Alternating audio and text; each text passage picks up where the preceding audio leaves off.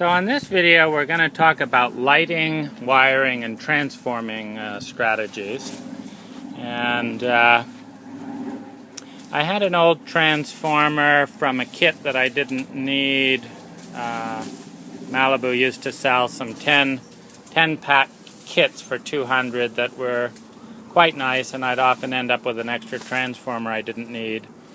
And because of this prominent location, and this being the only outlet in this area that's outside, and I didn't really want to add that big transformer to this already cluttered up wall, I've decided to put the transformer in this little garden shed where there's an outlet right here on the other side of the wall. And that does a couple of things for me, because as a result of using LED lights, that one transformer is going to power the entrance lights over here, the lights all up and down the driveway, running along the side of the driveway. And the challenge is, how do we get both sets of wires to the transformer?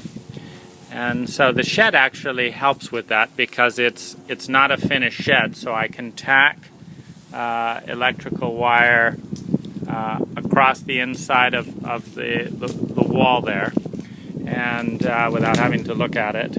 And then I'm going to drill out using my Bosch hammer drill through that bit of masonry there for these lights. We'll then plug into the transformer. We'll drill out on this side through this masonry, and what I'm going to do is, we've got an existing crack, an expansion joint running all the way along here out to where I need the lights here. So I've brought along my Makita diamond saw, and while I'm on this topic, I used to have a 14-inch diamond saw, and it eventually burnt out. And so I decided, just for an extra $100 or so, to get a 16-inch, because it gives me an extra inch of depth, which can be really critical on a job, because some slabs are as thick as 6 inches. So I think that's well worth it. I'm done, and in a moment we're going to hook up the hose here and run the blade along. And one of the other benefits of LED is I'm able to use quite a thin gauge wire, which will fit even easier into this crack. So that's what we're going to do. So it took about 10 minutes to get the concrete cutter started, but by running in the groove, the nice thing is you don't even see that there's been a new cut. But this has been nicely cleaned out. I'm going to tuck the wire into it, and then I've got a little bit of leftover thin set from a project earlier, and I'm just going to dab that in the hole, and then we'll have this wire across the driveway.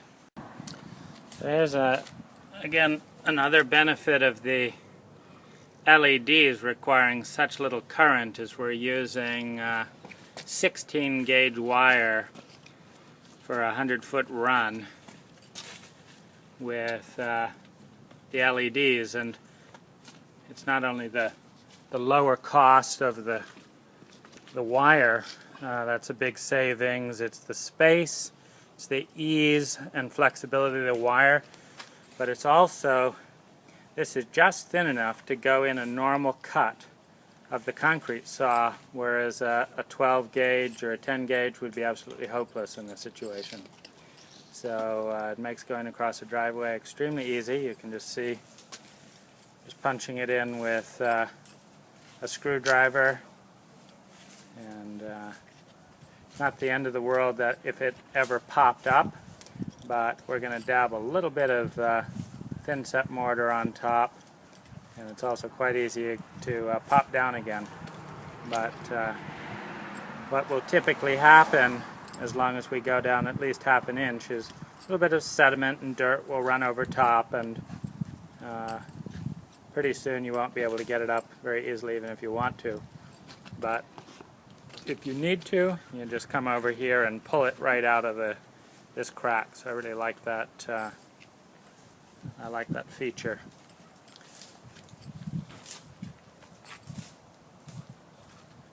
Now these are the LEDs I'm going to be using for the fixtures, and in a 2-pack I believe I paid about $3.50 a piece for them, which is less than I was paying for halogens a few years back. But this LED, as you can see, saves 85% of electricity, and for a couple of watts it's going to replace 20 watts. And then the fixtures that I've chosen are these Malibu pathway lights. And I always ask clients, is the light itself important, or is the light fixture important?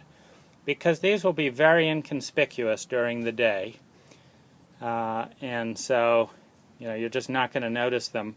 But at night they'll provide just as much light as a normal fixture. And I think we have these on the buy low portion of the site, because I often get them, and I think buying them via Amazon, as I got these, was a little bit less than Home Depot, but of course the biggest savings is just the hassle of waiting in line at Home Depot.